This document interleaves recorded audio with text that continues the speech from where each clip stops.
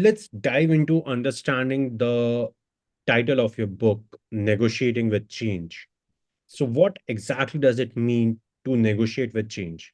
Through my experiences in my life, I just have come to understand that for myself, and that change, I look at change as if it's a being. It is certainly an energy in the world. And so I look at that energy as its own separate thing. It wants what it wants. It's adjusting to things that are happening around it, just like I am.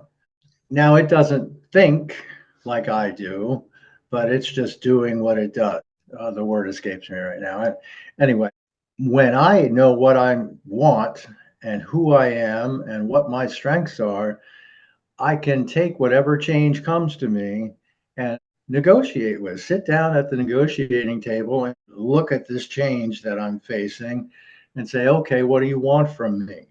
And there are times when you're going to be able to say to that change or act or respond to that change in a way that doesn't give change what it wants exactly or what it if we don't negotiate with it, it's just going to take. If we sit down and say, okay, this is what I want, this is what I'm not willing to give up. So that's where it came from is I've been through some changes in my life that were pretty big, and as we all have, you just mentioned a huge one. And we're negotiating with it right now. So it's something that everybody does, whether they know it or not. We're all negotiating with change every day, whether it's changing our clothes or dealing with a pandemic. We're all negotiating with change. My point is you can get better at it for a better quality of life. I totally agree on that. So, if I say it in this manner, it's also about the perspective with which we look at the changing environment around us. That matters a lot. And that's one of the possible key pillars of negotiating with change. Yes, absolutely. Go back to the leader approaching his team with his hair on fire, saying, "I hope you understand that." With his hair on fire, being afraid of the change. That's his perspective. His perspective is change is happening and it's bad. When we can change our perspective to a situation where we expect change to happen. It's going. We don't know what's going. We don't know what's around the corner. Our headlights on the car go about 200 feet, but we can still drive 3,000 miles. And there's going to be a lot of detours along the way. When we expect change, it's just so much easier on our systems. And it's so much easier to create and maintain a high quality of life by perspective that change is here. This particular change is here. How am I going to respond to it? So perspective, self-awareness, curiosity is just all very important. And apart from these three, curiosity is there, perspective is there, awareness is there. You just mentioned these 3 points. Are there any other core principles that empower us to negotiate with change? And if you can help us walk through each one of them. I believe that change has seven key principles to it because change is not a thinking being. But anyway, all changes with respect to the people that impacts includes acceptance, inventory, heart search. So we need to accept what it is that is happening right now. And oftentimes we don't accept. I believe that acceptance is the key to all my problems today. When I accept what's going on, life just flows much smoother. So we've got acceptance, inventory, and heart search, house cleaning, and then we get into brainstorming, planning, and execution. And so to answer your question, effective negotiation with change requires some form of community. Brainstorming is not something that happens alone. And planning is important to do with other people who are also being affected by this change. Reminded of the child's in the crib, the child has a mobile, that's hanging in front of him, and he hits one thing and everything else moves. That's the life that we live, is we are in community with so many other beings. So principle, yeah, community, the main factor for that. Faith. Let me just go to faith. And I know you're going to ask about that, but faith is another principle that we need to look at. Why didn't you cover about faith here itself? So faith is a pretty big topic. I think about faith in two ways, really. There's faith with a small f, and that's the faith in myself, faith in my abilities, and oftentimes that small f faith is something that needs to be questioned, and that's something that I really encourage people to do. Oftentimes, people have thoughts in their heads that are based on their experience, often experiences that are very old, and they believe that because they came up with this thought that it's true. After all, it's from my experience.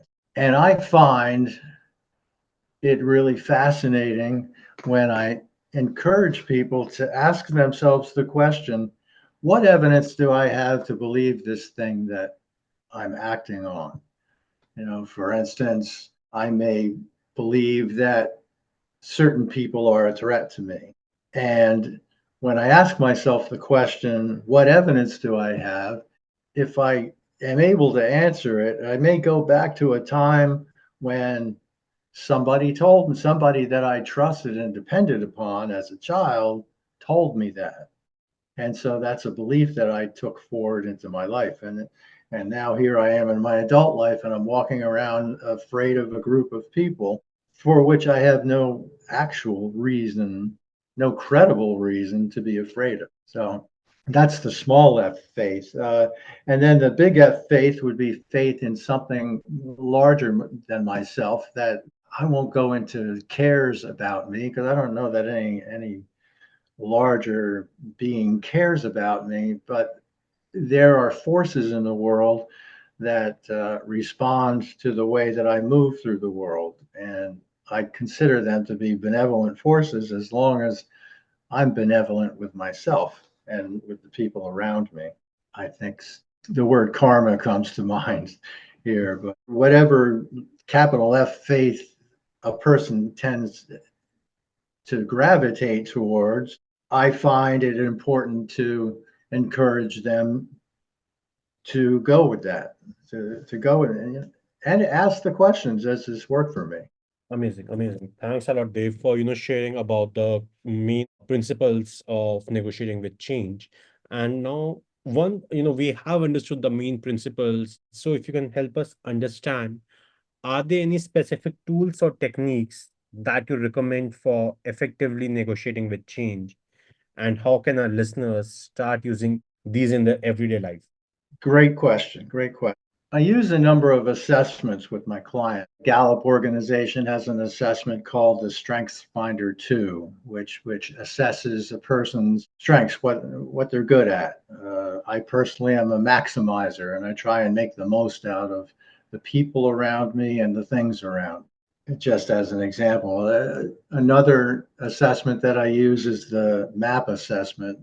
It's a motivational appraisal of personal potential, and it's essentially used as a career assessment, but I just find it invaluable to have somebody put a language around the things that motivate. We all have some of what motivates us, but we don't necessarily have a language around that. And what these assessments do is allow a person to think of their strengths and their motivations in a good cognitive way, and in a way that makes sense to them and to other people as they go forward negotiating with the people around them and the changes that are happening. So I use assessments. There's a couple other. I have a needs assessment. There's one, it's not an assessment, but just to take a list of things that people tolerate in their lives. And this is something that anybody can do right now, is make a list of things, or in my book, I have a list of things that people tolerate about their environment, about the people around them, about just about all kinds of things, and begin to resolve those things so they're not tolerations anymore. So they're either, at least they don't bother me anymore. It may involve only a change of attitude, as we remove tolerations from our lives, we can begin to see the beauty in life and we can begin to feel joy a little bit more. Curiosity is, again, something that I'll go to is to be curious about your life and who you are and how you move in the world. And so, our culture, at least my culture, does not encourage self awareness. I live in a capitalist society and they want me to be less self aware because that way I will strive to make more money and buy more stuff. And so that is something that causes us to resist. But when we know who we are and how we walk in the world, we can begin to we can negotiate with the changes that come along. And if buying more stuff is the thing you want to do, you'll be able to do that better. If you want to create more joy in your life, you'll be able to do that better. That will just come as a natural result of being able to negotiate with change. These techniques seem to be, really helpful, but often, there are going to be times that people would face some challenge, and negotiating with change seems to be something coming out. All have evolved from a lot of things in our lives. We do that on an everyday basis, but being aware and, doing it in a manner of negotiating with the change, there might be some common challenges that people face out there. So can you share some of those common challenges and followed by the solutions to overcome those challenges? Well, I just mentioned one, and that's culture encourages us to not do this work. Mhm. Another is, but I'm too busy. Yeah, we're all working really hard to provide food and shelter for our families, and to take time to do this kind of work is it can be a challenge. And it's a challenge that, again, it requires negotiations. If it's important to you, if it's important to me to learn how to negotiate with change, to build high quality of life from this current state that I'm in, which is a potential for high quality of life, then I'm going to have to negotiate some of my time. We do that. We again, we're doing this every day, all the time. Our boss wants us to work overtime.